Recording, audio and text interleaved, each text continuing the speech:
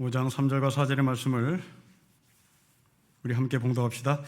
다만 이뿐 아니라 우리가 환난 중에도 즐거워하나니 이는 환난은 인내를, 인내는 연단을, 연단은 소망을 이루는 줄 알미로다. 아멘. 오늘도 구원의 결과에 대한 사도 바울의 말씀을 나눕니다. 지금까지 구원받은 성도에게 주신 구원의 결과는 첫째로 하나님과 화평을 누리는 것이다. 두 번째로 우리 인생길이 잘못됐다 할지라도 피할 길을 주시는 하나님, 억세스 하시는 하나님을 나눴습니다. 이제 오늘은 세 번째 구원의 결과, 하나님께서 바울을 통해서 우리에게 주시는 메시지인데요. 지금 이 바울이 말씀하는 이 3절과 4절은 구원의 결과의 위치에서 얼마만큼 중요한지를 본문을 통해서 관찰을 해봤으면 좋겠습니다. 여러분, 지금까지 바울이 오늘 본문 말씀까지 세 가지의 구원의 결과를 말하는데, 이 구원의 결과에 대한 이야기를 할 때 바울은 자기의 감정을 본문에서 싣고 있습니다. 5장 1절 보십시오. 그러므로라고 하는 평범한 접속사를 씁니다. 2절에 또한 평범합니다. 그런데 3절은 감정을 싣습니다. 그것만이 아니라, 이것뿐만이 아니라, 다만 이뿐만 아니라, 대단히 중요하다는 강조점으로 다만 이뿐 아니라 라는 단어를 씁니다. 이 세 가지의 구원의 결과 가운데 모두가 동등하다면 그리고 라는 단어를 쓰면 되는 것입니다. 그리고 또한 그리고 라고 변형시키면 되는 겁니다. 그러나 바울은 이 세 번째 구원의 결과가 얼마나 소중한지를 강조하기 위하여 자기의 감정을 거기에 싣기 위하여 다만 이뿐 아니라 라고 말을 합니다. 이 강조하는 구원의 결과, 세 번째 구원의 결과는 도대체 어떤 메시지인지를 우리는 해석하고 우리의 삶에 적용을 해봐야겠습니다. 여러분, 바울이 끝으로 강조하는 이 세 번째 구원의 결과를 우리 다시 한번 읽어보겠습니다. 3절 읽겠습니다. 시작. 다만 이뿐 아니라 우리가 환난 중에도 즐거워하나니 이는 환난은 인내를 낳습니다. 바울이 강조하는 점입니다. 환난 중에도 즐거워하는 겁니다. 우리는 이 말씀을 귀가 닦도록 읽고 알고 있습니다. 그런데 이 본문의 말씀과 같은 이 표현을 우리는 미리 정리해버립니다. 보통 사람은 할 수 없는 것. 이것은 현실에 동떨어진 말씀이라고 정리를 하죠. 환난 중에도 즐거워하는 사람, 특별한 사람들이 하는 겁니다. 특별한 믿음을 가진 사람들이 하는 것입니다. 아니면 간혹 환난 중에도 기뻐하는 사람이 있습니다. 그들은 정신줄을 놓은 사람들입니다. 술을 마시는 사람들입니다. 마약하는 사람들입니다. 정신줄을 놓은 사람들은 환난 중에도 즐거워할 수 있습니다. 믿음이 특별한 사람, 정신줄을 놓은 사람. 이 둘의 공통점은 현실 인식을 하지 않는 사람입니다. 현실을 무시하는 겁니다. 자기가 고난받는 그 상황을 받아들이지 않는 겁니다. 그러기에 기뻐할 수 있는 겁니다. 마약하는 사람들, 술 마시는 사람들, 정신줄을 놓는 사람들, 그리고 특별한 믿음을 가진 사람들, 그들은 현실을 인정하지 않습니다. 자기가 고난받는 그 현실에 대해서 동의하지 않습니다. 나는 이것을 능히 이길 수 있다 하는 자랑, 아니면 무모한 즐거움을 갖는 사람들이, 이 특별한 믿음, 아니면 마약하는 사람, 정신줄을 놓은 사람의 이야기입니다. 그러나 지금 바울은 구원받은 모든 보편적 사람에게 하시는 말씀이라는 사실을 기억하셔야 합니다. 이것은 특별한 사람이 아니라, 특별한 믿음을 가진 사람이 아니라, 아니면 마약하는 사람이 아니라 구원받은 모든 보편적인 하늘의 백성들에게 하는 이야기입니다. 그러면 교회는 이 본문의 말씀을 보편적 성도들에게, 구원받은 성도들에게 해야 하는데, 환난 중에도 라는 이 말이 도대체 무슨 말이길래 바울은 보편적인 구원받은 성도들에게 이 말씀을 전달하는 것일까요? 3절의 말씀을 여러분 다시 보셔야 합니다. 우리는 환난 중에도 라는 말을 어떤 식으로 번역하냐면 환난에도 불구하고로 해석합니다. 우리가 환난에도 불구하고 상황인식을 필요 없이, 현실인식 필요 없이 그따위야 나에게 아무 문제가 안 된다라는 이 불구하고 쪽으로 해석하는 이유는 도라는 단어 때문에 그럴 것입니다. 그런데 안타깝게도 성경 원문에는 도라는 단어가 없습니다. 이것은 성경 번역이 잘못된 겁니다. 성경 원문에는 환난 안에서입니다. 환난에도 불구하고가 아니라 환난 안에서입니다. 안타깝게도 한국교회 돌팔이 의사들은, 그리고 돌팔이 목사들은 불구하고로 해석을 하죠. 돌파할 수 있다. 현실을 눈 감아라. 현실을 해석하지 말아라. 현실을 눈 감고 돌파할 수 있다. 그게 그럼에도 불구하고죠. 이런 것이 암암리의 한국교회 자리를 잡음으로 말미암아 한국교회 안에서는 아프면 아프다는 소리를 못합니다. 힘들면 힘들다는 소리를 못하죠. 아프다고 말하는 순간, 힘들다고 말하는 순간 그 사람들은 믿음 없는 사람으로 처리가 되기 때문입니다. 아닙니다. 거듭 말씀드리지만 이런 주장은 절대로 성경이 말하는 환난 안에서 즐거움을 갖는 의미가 아닙니다. 심한 몸살을 앓을 때 신음소리라도 내어야 그 몸살의 아픔이 가볍게 되는 법입니다. 아프다고 외쳐야 그 아픔이 조금이라도 없어지는 법입니다. 덜 아프게 할 수 있는 방법이 있는데 그것을 생리를 앓는 것처럼 그렇게 아플 이유는 하등의 이유가 없습니다. 우리나라 문화에 대곡이란 문화가 있습니다. 대신 울어주는 겁니다. 그런데 놀랍게도 이 아름다운 한국의 문화가 성경에도 있습니다. 아픈 자와 함께 우는 자와 함께, 그리고 웃는 자와 함께 우는 겁니다. 이것이 성도들이 요구하는 삶입니다. 현실을 인정하는 겁니다. 현실을 눈 감는 것이 아닙니다. 불구하고가 아닙니다. 현실 안에서입니다. 고통 안에서입니다. 그러면 이 고통 안에서와 불구하고의 차이가 뭘까요? 여러분, 주로 이단들은 이 환난 안에서를 환난에도 불구하고로 해석을 하지요. 그들은 신앙을 가지면 고통을 느끼지 못한다고 합니다. 그들은 신앙을 가지면 기쁨과 희열만을 가질 수 있다고 속이죠. 그리고 그 고난과 그 고통 속에서 희열을 느끼기 위하여 자기가 일부러 그 고난을 자처하는 사람들도 나오게 되고 그 고난을 자처하도록 뒤에서 조종하기도 합니다. 청량리의 어느 한 교회는 청년들이 많이 모이는 교회로 유명했습니다. 합동지원교회입니다. 그러기에 영적인 지도자의 자리에 오르기 위해서는 그 많은 청년들 가운데 몇몇 사람을 뽑아서 이제 지도자 훈련을 시켜야 했던 것이죠. 교회가 요구하는 그 지도자들의 훈련은 정말 엽기적이었습니다.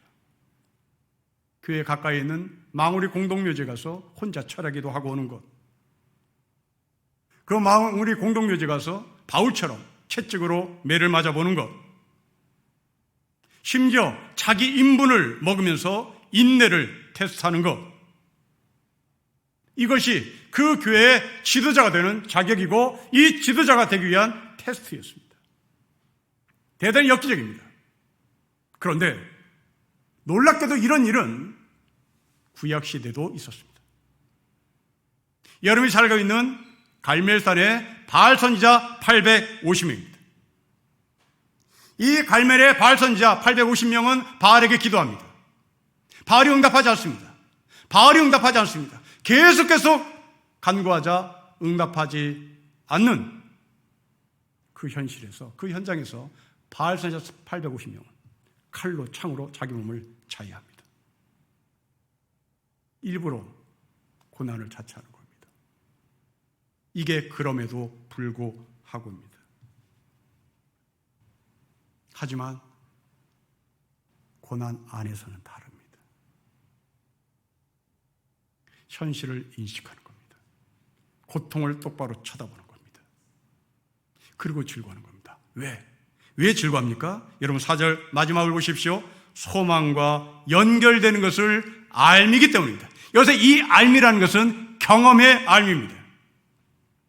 믿음의 선배들이 고난 속에서도 즐거워할 수 있었던 것은 소망과 연결된다는 것을 그들이 경험했고, 그 경험된 이야기가 구전돼서 나에게까지 왔기에 나도 우리의 선배들처럼 그렇게 경험될 것이라는 것을 아는, 바로 그 알미란 말입니다. 현실 인식을 한 그 너머에 있는 즐거움입니다. 그 현실 인식을 한 그 너머에 있는 소망과 연결되는 기쁨이란 말입니다. 영어로 beyond라는 단어를 쓰죠. 너머에 분명히 있다는 것을 확신해서 쓰는 것이 바로 beyond라는 단어입니다. 제가 대학 시절에 장교 후보생 시간을 보낸 적이 있습니다. 문무대라는 곳에 가서 훈련을 받습니다. 지금 신도시 위례 도시를 말합니다. 그 신도시 위례 도시 한 복판에서 저희가 훈련을 받았는데 담 하나 사이를 놓고 그 악명 높은 육군 교도소가 있었습니다. 식사 시간이 되면 그 담 너머에 육군 교도소에 흘러나오는 함성 소리, 지축을 흔드는 군인들의 발자국 소리는 정말 엄청났습니다. 저를 가르치는 선배들이, 훈육관들이 그 소리를 조용히 귀담아 듣게 한 후에 우리에게 가르쳤습니다. 저기에 너의 선배들이 있다. 저기에 소리 지르는 사람, 저기에 지축을 흔들도록 땅을 밟고 있는 사람,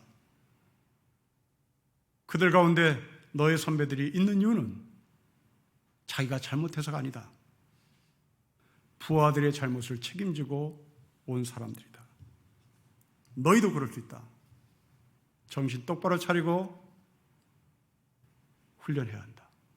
정신 똑바로 차리고 훈련받아 제대로 된 장교로 전방에 가야 한다고 가르쳤습니다. 여러분, 담 하나 사이를 놓고 그 더운 7월달, 8월달에 똑같이 고난의 시간을 보냅니다. 담 하나를 쏟고 육군 교도소에 있는 사람들의 고난은 정신줄을 놓은 고난입니다. 그들은 함성을 질러 그러면 지르는 사육된 사람들입니다. 그들은 규칙을 흔들어 그러면 자기가 있는 곳에서 발을 땅으로 향해서 치는 겁니다. 그러나 그 7월달, 8월달에 우리가 받는 고난은 다릅니다. 이 훈련이 끝나면 내 손에 40명의 부하들이 나에게 다가오는 겁니다. 그들의 생사 여탈권을 제가 주고 있는 겁니다. 제가 지뢰밭으로 인도하면 내 소대원이 지뢰에 터져 죽습니다. 사병들보다 몇 배 고된 훈련, 그것은 다가올 40명의 젊은이들 앞에 서야 할 리더십 때문에 우리는 즐거움으로 훈련을 받는 겁니다. 고린도서 4장 10절과 18절에 바울은 이런 말합니다.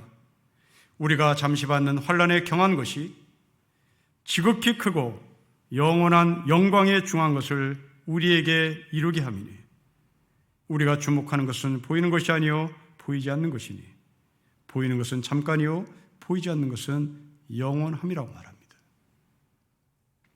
히브리서 12장은 말합니다. 하나님은 하나님의 아들들을 징계하신다. 왜? 강도 높은 훈련을 하게 하신다. 왜? 그래야 하면 하나님의 나라를 상속받을 사람들이기 때문에 그렇습니다. 이것이 환난 안에서 소망 때문에 즐거워하는 겁니다. 여러분, 욥을 보십시오. 그 욥이 고통스럽게 하나님 앞에 간구할 때 욥의 친구들이 찾아와서 위로를 합니다. 같이 울어줍니다. 같이 손잡아줍니다. 자기의 전마음을 다 주는 것 같이 욥의 곁에 세 친구들은 앉아 있습니다.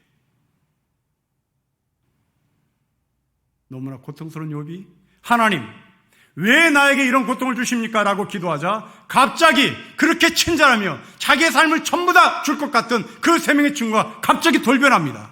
그리고 말합니다. 네가 고통당하는 이유를 모르냐? 네가 고통당하는 이유는 네가 지은 죄 때문이다. 그 죄를 회개하지 않아서 그런 것이다. 그 죄를 회개해야 이 고통이 없어진다. 그 죄를 회개해야 하나님께서 용서하신다. 네가 지금 고통받는 이유를 모르는 게 하도 답답하다 라고 훈수를 두기 시작합니다. 여러분, 그러나 우리는 이 똑같은 욥을 읽으며 다른 시선으로 우리는 욥을 읽습니다. 세 명의 친구들은 욥이 죄가 지어서, 욥이 죄가 있어서 고통당하는 것으로 읽히지만 우리는 그 욥을 읽을 때 하나님께서 이 욥을 향한 어떤 계획이 있으신가를 가지고 그 글을 읽습니다. 욥의 모든 것이 회복됐을 때, 맞아, 이것이 하나님의 계획이었어. 나에게도 이런 고통이 온다면 나도 이 회복의 소망의 시간과 이 회복의 소망의 열매를 하나님께서 약속하신 거기 때문에 나도 비록 힘들지만, 비록 내가 고통 가운데 있지만, 내가 비록 짜증나고 절망스럽지만 즐거워할 수 있어 고백을 하는 것이죠. 우리는 지금 전대미문의 시간을 보내고 있습니다. 코로나 바이러스 때입니다. 어느 미래학자는 이 코로나 바이러스를 기준으로 시간의 지축이 바뀔 것이라고 말합니다. 예수 그리스도가 이 땅에 오심으로 시간의 지축이 바뀐 적이 있습니다. 그것이 2000년 전입니다.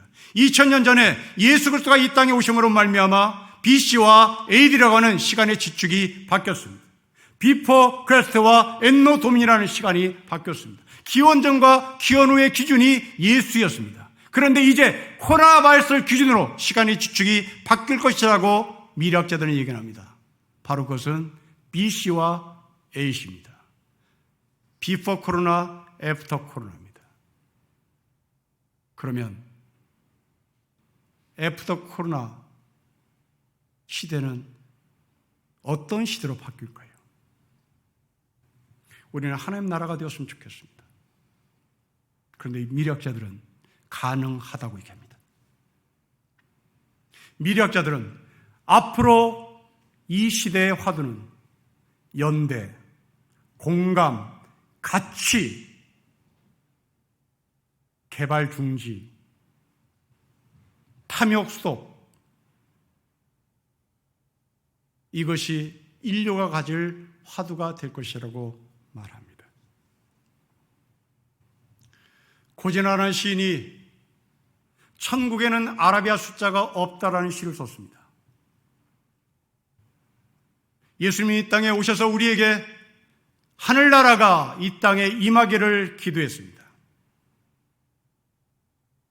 예수님께서 하늘나라가 이 땅에 임하기를 기도했던 그 주기도문과 고진아 시인이라는 사람이 썼던 천국에는 아라비아 숫자가 없다는 것을 일치시키면 우리는 하나님 나라가 어떤 모습인지 그려집니다. 그렇습니다. 1등과 2등과 3등과 서열을 매기는 아라비아 숫자가 없는 세상. 큰 교회, 작은 교회, 숫자 노름하지 않는 교회. 심지어 아름다움까지도 키가 몇이냐, 허리가 몇이냐, 몸무게 몇이냐, 숫자 노름하는 그런 세상이 마침되는 세상. 성형수술하는데 얼마가 들었느냐? 아라비아 숫자로 성형수술의 기술을 돈으로 환산하는 세상. 이런 세상이 없어졌으면 좋겠습니다. 그런데 이런 소망은 몽상가가 꿈꾸는 어리석은 꿈은 아닐 것 같습니다. 미약하나마 우리는 이 모습을 현재 보고 있고 경험하고 있습니다. 여러분이 늘상 쓰고 있는 마스크입니다.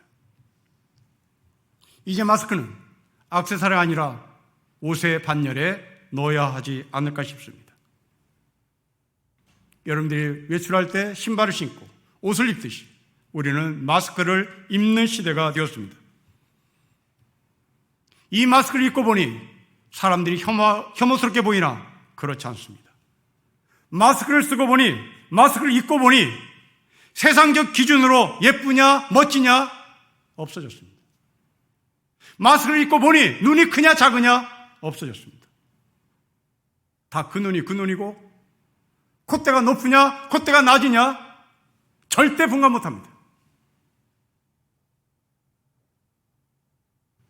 코로나 바이러스가 우리에게 준 축복인지도 모르겠습니다.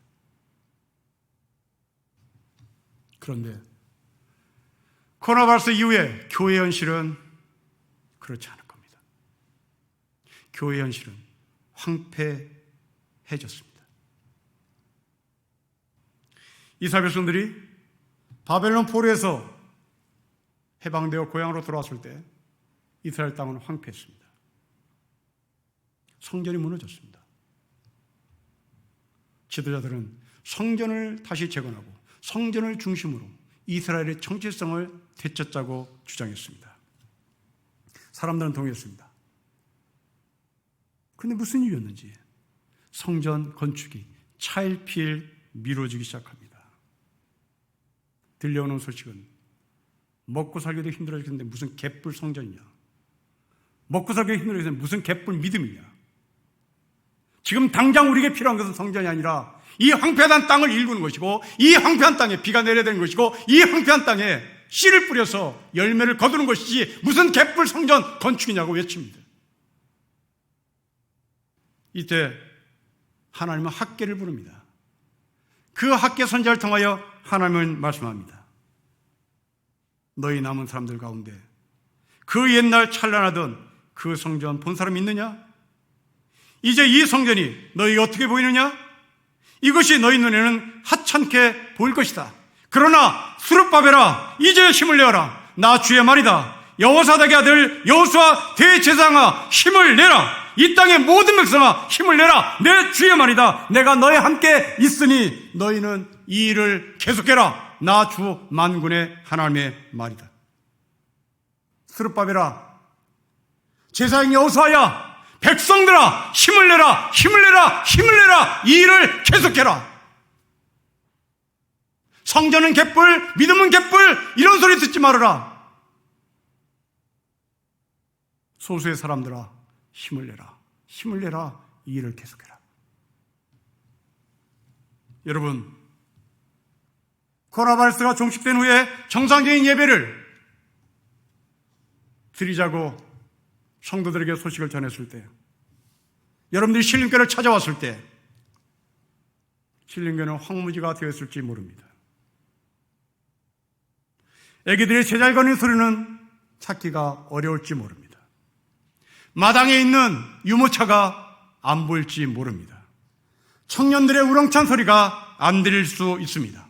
어른들의 간절한 어깨가 굽어진 그 흐느끼는 기도 새벽의 모습은 찾기가 힘들 것입니다. 다급해진 자는 온갖 공갈 협박을 하겠죠. 하지만 요동하지 않을 것입니다. 이미 온라인으로 우리는 6개월, 7개월 예배를 드려도 아무 이상이 없었습니다. 헌금을 드리지 않아도 나에게 아무 불이익이 없었습니다. 이제 나에게 현장 예배 드리는 거 요구하지 마세요. 나는 언제든지 어느 곳에서 예배를 드릴 수 있는 사람이, 이것이 나의 자유요, 나의 권리입니다. 그리고 나는 하나님을 절대 부정하지 않습니다. 하나님을 믿는 삶이라고 말합니다. 이런 소리를 들을 때마다 교회 지도자들은, 스룹바벨은, 제사장은, 남아있는 성도들은 힘이 빠질 겁니다. 학교 선자의 말씀을 기억해야겠습니다. 이 일을 계속해라. 이 일을 계속해라. 힘을 내라. 힘을 내라. 제 후배 목사의 간증입니다. 초등학교 3학년 여름방학 때 비가 억수같이 천둥과 번개를 동반한 굳은 날씨였습니다. 그날이 수요일이었습니다. 저녁 7시가 되었는데도 교회 종소리가 울리지 않았습니다.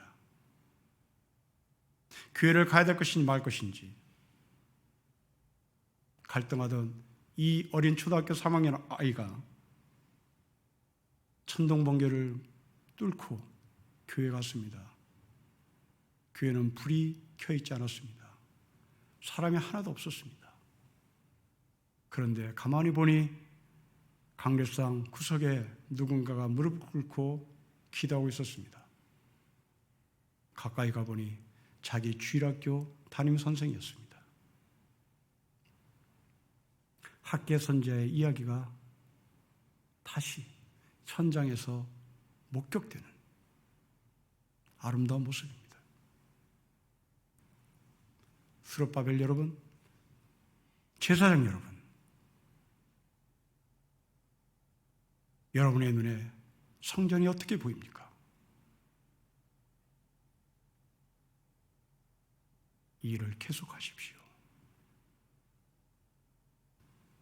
힘내십시오. 힘내십시오. 힘내십시오. 학계 선자의 말을 기억해 하겠습니다. 고난 안에서 소망 때문에 고난에도 불구하고 아니라 현실을 눈감는 정신줄 놓은 기쁨이 아니라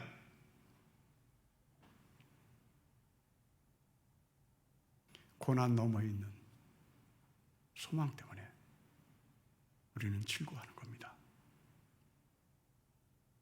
그 과정은 우리에게 인내와 연단을 요구한다고 말합니다. 여러분 4절 말씀 보십시오. 우리 같이 한번 읽겠습니다. 시작. 인내는 연단을, 연단은 소망을 이룬 줄 알미입니다. 경험의 알미입니다. 지식의 알미 아닙니다. 교과서의 알미 아닙니다. 경험의 알미입니다. 이 소망이 이루어짐까지 우리는 인내와 연단을 요구한다고 바울은 말씀합니다. 여러분, 호세아 선지자는 이스라엘 백성들에게 하나님께서 이슬을 내린다고 말씀합니다. 여러분, 이상합니다. 그 광야입니다.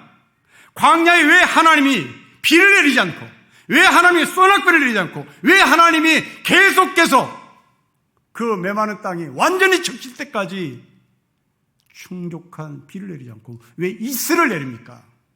왜 이슬을 내립니까? 여러분, 이 이슬은 두 가지 의미입니다. 메마른 광야에 이슬을 내린다는 것은 갈증이 어느 정도 해결됐다는 얘기입니다. 답답함이 좀 풀렸다는 얘기입니다. 그러나 놀랍게도 이슬은 동편에 해가 뜨면 30도 안 돼서 다 날아가는 겁니다. 3분 안에 날아갑니다. 이제 그 이후로부터 다시 내일 새벽에 내릴 이슬을 기대하며 인내를 해야 하는 겁니다. 이게 이슬입니다. 그러나 그 인내는 내일 반드시 새벽에 이슬이 내린다는 것을 약속받은 사람이 할 수 있는 인내인 겁니다. 이런 우리의 삶 가운데 소낙비가 내 갈증이 완전히 풀릴 때까지 줄기차게 비가 내리는 삶이 약속된다면 얼마나 좋겠습니까? 그런데 하나님 이스라엘 백성들에게 내가 너에게 소낙비를 내린다가 아니라 이슬을 내리겠다고 말씀하십니다. 내일 새벽에 또 보자. 내일 새벽에 또 보자. 내일 새벽까지 나는 너에게 반드시 이슬로 찾아온다. 이슬이 날아가도, 이슬이 증발해버려도 너희는 내일 새벽에 이슬이 있다는 사실로 인하여 인내할 수 있어야 한다고 말하는 겁니다. 브루스 올마이트라는 영화가 있다고 합니다. 신이 브루스라는 사람에게 자기의 전권을 다 맡기고 휴가를 떠난다는 이야기입니다. 신의 전권을 맡은 이 브루스는 사람들에게 필요한 소원을 묻고 하나씩 해결해 주기 시작합니다. 그러다가 짜증이 난 이 브루스는 모든 사람에게 일괄적으로 원하는 것을 한꺼번에 다 해주는 것으로 결정합니다. 그 결과 그 도시는 아수라장의 혼란 속에 빠지고 말았습니다.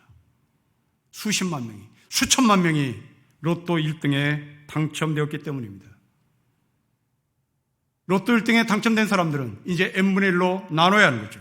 그 n분의 1로 나눠봤더니 겨우 개인당 우리나라 돈 2만 원이 돌아갔습니다. 로또 1등에 당첨이 소원이었던 그 사람들은 단돈 2만 원을 손에 쥐고 나서 폭동을 일으켰습니다.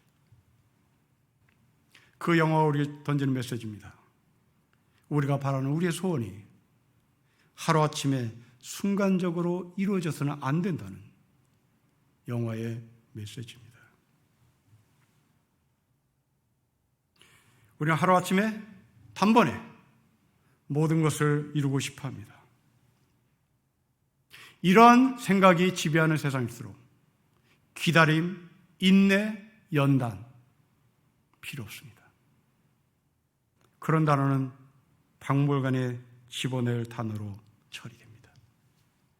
그리고 실제 우리는 신이라고 고백하는 돈만 있으면 거의 실시간으로 우리가 필요한 물건을 손에 줄 수 있습니다. 패스트푸드로 식사를 해결할 수 있습니다. 가족들에게 어떤 음식을 만들어줄까 고민할 필요 없이 유튜브를 틀면 레시피가 자세히 나와 있습니다. 설교를 준비하는 목사는 깊은 성경 읽기 필요 없습니다. 인터넷에 떠돌아다니는 수많은 설교 정보 눈치 빠르게 캡처하면 됩니다. 그러나 이런 음식, 이런 설교 맛은 있지만 깊이는 없습니다. 기다림이 없기 때문입니다. 숙성의 시간이 없기 때문입니다. 성찰의 시간이 없기 때문입니다.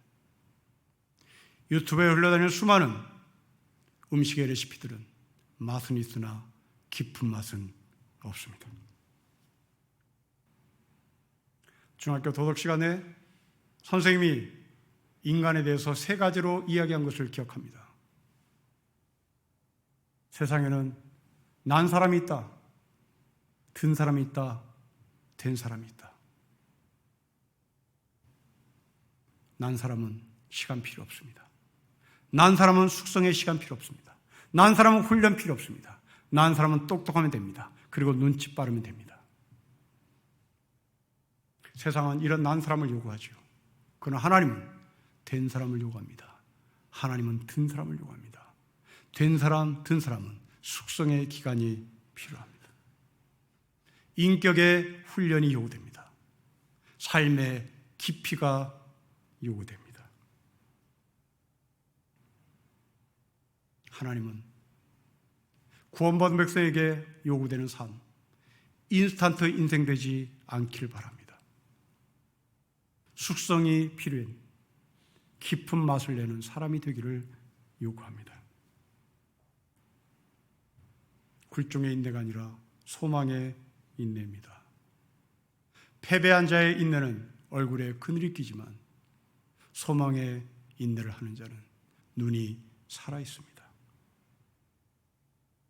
16세기에 살았던 스페인에 성요한이라는 성자가 있습니다. 성요한은 이런 말을 남깁니다. 어린이가 자람에 따라 어머니는 응석을 받아주지 않고 부드러운 애정을 감춘다. 어머니는 젖을 먹으려고 달려드는 아기에게 쓰디쓴 약을 바른 젖가슴을 내어준다. 어머니는 어린아이가 아이버릇을 그만두고 더 크고 더 중요한 일에 습관을 들이도록 아이를 품에서 내려놓고 제 발로 걷게 한다. 여러분, 이분이 우리 하나님 아버지 아닐까요? 우리를 연단을, 우리를 인내를, 우리를 고통 가운데 서게 하신 이유는 패배자가 아니라 실력자이기 때문에 그런 겁니다. 하늘의 아들이기 때문에 그렇습니다. 여러분은 이 땅에서 패기 처음 되는 존재가 아니라 하나님께서 쓰실 사람이라는 사실 때문에 우리는 고난 안에서 즐거움을 갖는 것입니다. 주 예수 안에서 소망을 분명히 손에 쥘 여러분들에게 하나님의 말씀을 전합니다. 기도하겠습니다. 하나님 아버지, 막연한 소망이 아니라 경험으로 얻게 된 소망이 고통 안에서 즐거움을 가질 수 있는 힘이 될 것을 믿사오니 우리에게 주 예수 안에서 받는 실력 있는 고난, 그것이 소망으로 연결되는 사실 때문에 인내하며 연단하며 깊은 맛을 내는 하늘의 백성이 되게 하여 주십시오. 주 예수 그리스도의 이름으로 기도합니다. 아멘.